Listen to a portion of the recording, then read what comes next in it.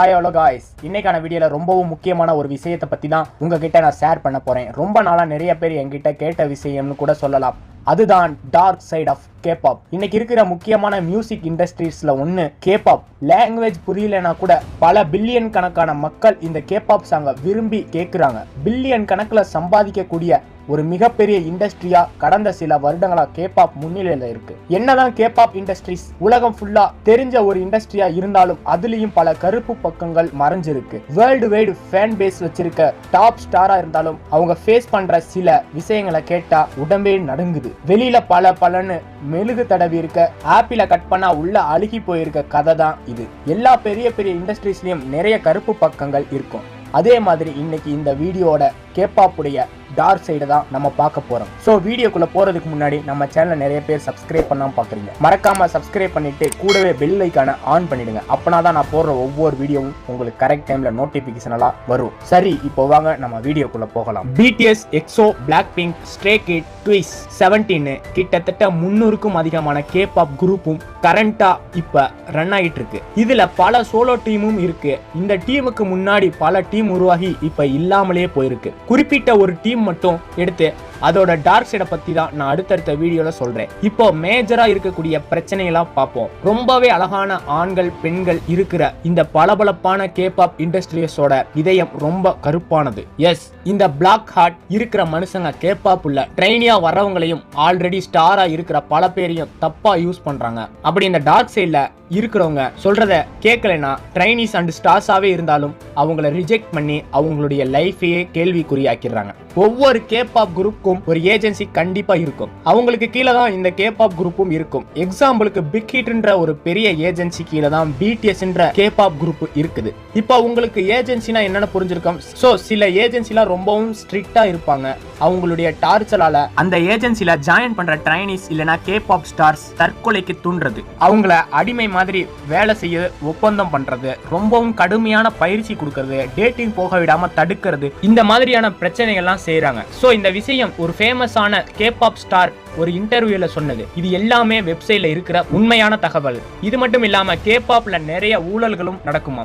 எக்ஸாம்பிளுக்கு கேபாப்புடைய டாப் ஸ்டாரான Lee Seung Gi Hook entertainment agency கீழே 20 வருஷமா ஒர்க் பண்ணிட்டே இருக்காரு. இவரு ஃபேமஸான singer, actor, host and entertainer. Because you are my woman, will you marry me போன்ற ஹிட் சாங்கையும், மை கேர்ள் ஃப்ரெண்ட் இஸ் உமேனோ, கூ ஃபேமிலி புக்ன்ற ஹிட் சீரீஸையும் நடிச்சிருக்காரு. ஆனா இந்த 20 இயர்ஸா அந்த கம்பெனி அவருடைய எல்லா சாங்ஸ்க்கும் வர்ற digital streaming and songs downloading ப்ராஃபிட்டை அவருக்கு வரவிடாம தடுத்து அது மூலியமா லாபம் பார்த்திருக்காங்க. இந்த உண்மையை லீ சியோங் ஜி இப்பதான் தெரிய வந்திருக்கு. இதே மாதிரி ஒமேகா எக்ஸ்ன்ற கேபாப் குரூப்ல மொத்தம் 11 மேல் ஆர்டிஸ்ட் இருக்கிறாங்க. இந்த 11 பேருமே செகண்ட் கிரேட் ஆர்டிஸ்ட். இந்த குரூப் செகண்ட் கிரேட்ன்ற காரணத்தால அவங்க ஏஜென்சி ரொம்பவும் மட்டமான அசிங்கமான ட்ரெஸ்ஸை போட்டு பெர்ஃபார்மன்ஸ் பண்ண சொல்லி வற்புறுத்திருக்காங்க. இது மட்டும் இல்லாம COVID-19 பிரச்சனையில அப்பா உங்களுக்கு என்ன ஆனாலும் பரவாயில்லன்னு சொல்லி ஒர்க் பண்ண கட்டாயப்படுத்திருக்காங்க.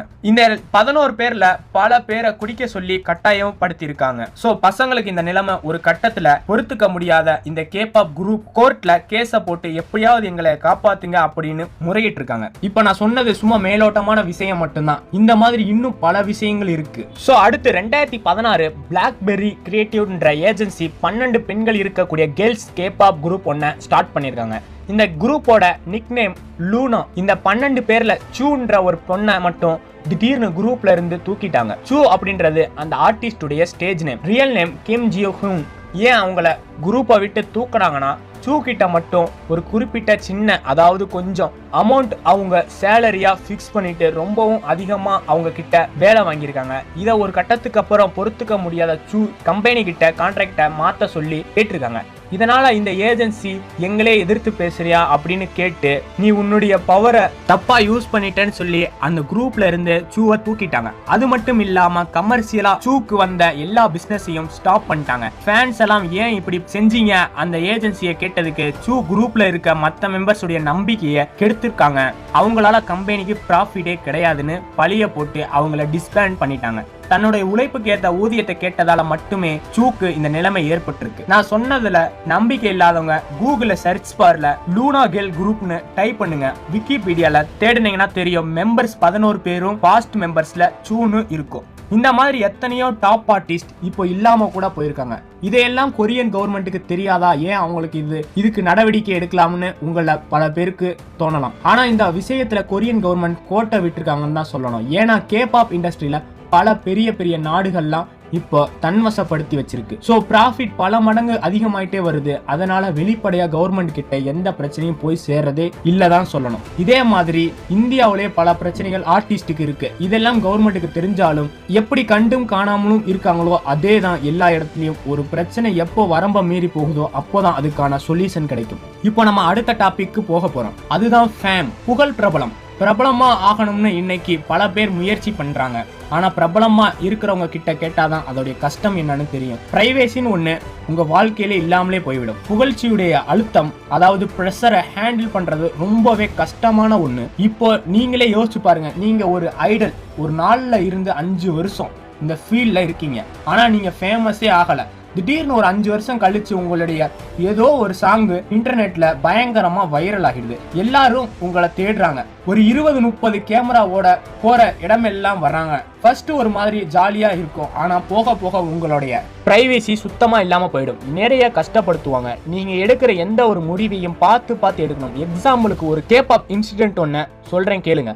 கேபாப்ல இன்னைக்கு இருக்கிற முக்கியமான டீம் எக்ஸோ. இந்த எக்ஸோல இருக்க பியோங் பேக்யான்ன்ற மெம்பர் ஒரு டைம் ஃபேன் சைன் அப்போ ஓப்பனா பேசியிருப்பார். அது என்னன்னா, ஒரு ஃபேன் இவர்கிட்ட வந்து நான் ரொம்ப டிப்ரெஷன்ல இருக்கேன், என்ன பண்ணணும்னு கேட்டிருக்காரு. டிப்ரெஷன்ற வார்த்தையை கேட்டாலே என்னுடைய ஃப்ரெண்டு தான் ஞாபகம் வராருன்னு அவன் பேரு ஜோங் ஜியோங்னு சொல்றாரு. எஸ், சைன்ன்ற கேபாப் குரூப்ல இருக்கக்கூடிய மெம்பர் இந்த ஐடல் இறந்த வீடியோவை நீங்க நிறைய சோசியல் மீடியா சைட்ல ஷார்ட்ஸா கூட பார்க்கலாம். நிறைய கேபாப் டீம்ஸ் வந்து அழுதுகிட்டு போவாங்க. ஜாங்கியோன்ற ஒரு யங் ஃபேமஸ் அண்ட் பணம் நிறைய இருக்கக்கூடிய ஒரு ஆர்டிஸ்ட், அவ்வளோ ஏன் ஃபேன் பேஸ் இருக்கக்கூடிய ஆர்டிஸ்ட் ஏன் டிப்ரெஷன்ல இறந்தாரு, அதுவும் சூசைட், இதை பத்தி வெளிப்படையா பேசினாலும் ஒரு மனுஷனுக்கு ஏன் டிப்ரெஷன் வருதுன்னு பியாண்ட் பேக்யான் கொரியன்ல பேசினதுல தப்பா டிரான்ஸ்லேட் பண்ணி அவரையும் ஃபேன்ஸ் மத்தியில தப்பானவரா காட்டுறதுக்கு முயற்சி பண்ணியிருக்காங்க. அதனாலதான் பிரச்சனையை பத்தி பேசுறதா இருந்தா கூட ஐடல் ஜாக்கிரதையா இருக்கணும். இது எல்லா ஐடலுக்கும் பொருந்தும். இந்த இடத்துல புகழ், பிரபலம் எல்லாம் ரொம்ப பெரிய விளைவுகளை ஒரு ஆர்டிஸ்டுக்கு கொடுக்கும். சோசியல் மீடியா ஃபுல்லா பாராட்டி பேசினவங்களே திட்டி பேசக்கூடிய நிலைமை வரும். அதனால பிரபலமா இருக்கிறதும் பெரிய பிரச்சனை தான். இந்த ஐடல் சூசைட் பண்ண காரணம் இன்சாமினியான்னு சொல்றாங்க. தூக்கம் இல்லாம டிப்ரெஷன்ல போய் ஒரு கட்டத்துல சூசைட் பண்ணி இறந்துட்டாரு. இன்சாமினியா வர அளவுக்கு அவருக்கு என்ன நடந்திருக்குன்னு இந்த டார்க் சைடு வீடியோவை உங்ககிட்டயே விடுறோம். நீங்களே முடிவு பண்ணுங்க. ஆனா அதுக்கான பதில வரக்கூடிய அடுத்தடுத்த வீடியோல நான் சொல்றேன். சோ இந்த வீடியோவை நான் இதோட முடிச்சுக்கலாம்னு நினைக்கிறேன். இதே போல பல இன்ட்ரெஸ்டிங்கான வீடியோல பார்க்க நம்ம சேனலை மறக்காம சப்ஸ்கிரைப் பண்ணிடுங்க. அப்படியே பெல் ஐகானை ஆன் பண்ணி இந்த வீடியோ உங்க பிடிஎஸ் ஆர்மி ஃப்ரெண்ட்ஸுக்கு ஷேர் பண்ணிவிடுங்க. நாளைக்கு இதே போல ஒரு வீடியோல நம்மளாம் சந்திப்போம். Thank you so much.